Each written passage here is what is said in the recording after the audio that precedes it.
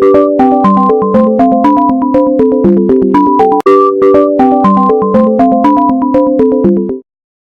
summer, we went to the book of Genesis. I did a little series on the book of Genesis, and my thinking was, let's go back to the beginning to get us ready for the end. Amen. And now the chapter we're heading towards is that culmination, the battle of the ages, Revelation 12, the finishing of the story with the serpent. That's right.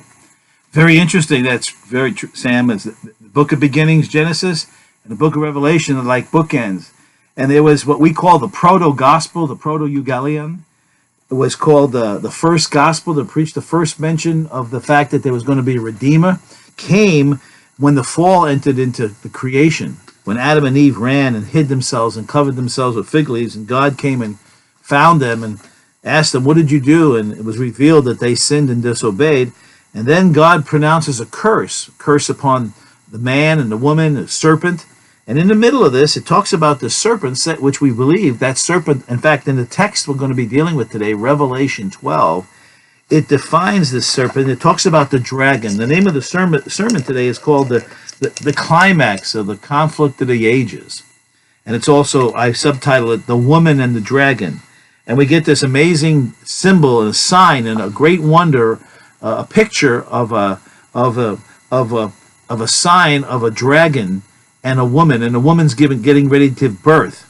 And we're going to talk about that. And some believe, and I think wisely, is that it may be an astronomical event. I know last September 16th, 17th, there was a lot of... another thing we dealt with. Yeah, another thing we dealt with in a previous...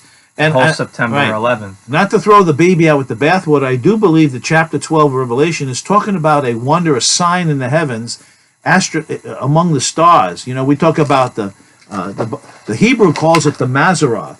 This is what we call people call the zodiac, but there are constellations that we do connect the dots and have pictures. People have looked out and said that looks like Orion. That looks like a sword, the belt. We talk about Orion's belt.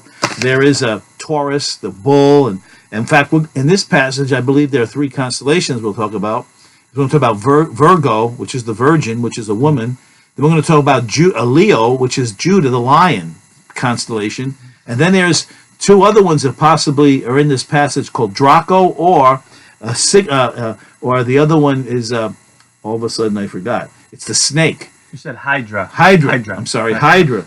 And Hydra is a snake. And some believe that this may be an astronomical event to be a sign in the sky to warn Israel to flee. And I believe it's right in the middle of the tribulation, 3.5 years out. And I believe God is going to give them a sign to warn them, because what's going to happen is the Antichrist is going to go into the temple that is already established in Jerusalem, and he will desecrate and defile it and go into the Holy of Holies, declare himself to be God, declare people to worship him, and desecrate that. And that's called the abomination of desolation. Daniel spoke about it, chapter 9. Jesus spoke about it in the Gospels, and he says, when you see the desecration, abomination of desecration mentioned by Daniel, you need to flee. You need to run. And we're going to see in chapter 12, that's exactly what happens. Satan, the dragon, is going to now culminate and concentrate his wrath on Israel, believers, during the tribulation period, who are responsible for the birth of Messiah, who is going to get ready to come and then destroy Satan. He knows his time is at hand. Boy, will he be furious. And the passage that Sam was talking about in Genesis was there was a prototype of the gospel in a future prophecy when a curse was put upon Satan, the dragon of old. It says, I will put hostility or enmity between you and the woman, that is the woman's seed, between your seed and her seed. He will strike your head, and you will strike his heel. And the Hebrew there, strike your head. In other words, the seed of the woman, will be a mortal wound to you. You will just, in fact, the old King James says, you will bruise his heel. It will just be a bruise. It won't be a major do some damage. It will do some damage, but it won't be fatal. And we believe that was the first gospel talking about this conflict of the ages. From the beginning of time in Genesis, there's going to be the godly seed and Satan's seed, the good and bad, that will be fighting conflict of the ages, trying to destroy godly seed. And if you look at the Old Testament, Satan tried to do that.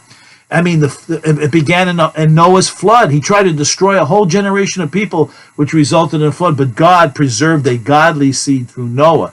And then all the way comes through Abraham. And then he tried to destroy Abraham's seed many times through various forms and ways. Through a Haman, the Jews just celebrated Purim about a week and a half ago. That's the celebration of the book of Esther, when a hideous man by the name of Haman tried to wipe out the Jewish people. I mean, even a Herod tried to wipe out the Christ child when he was born of the Virgin. And that's a beautiful picture of Satan, the Antichrist, who's going to try to devour the child and the people of the book, people of faith, believers. And so this passage talks about that. So it's going to be very interesting. It's the last 3.5 years, and it's the culmination. The final conflict of the ages will come to an end. This looks exciting. So it'll be exciting. And if I may say, even in this era, he's a roaring lion. And we want to encourage you to watch out, and please, whatever you're going through, wherever you're at, run to Christ. He is the safe and sure and secure refuge. Amen. Run to Jesus Christ. He will never disappoint you. That's right. So with that said, we look forward to Sunday. We hope to see you there. Yes. And you know what we say. We'll see you next minute.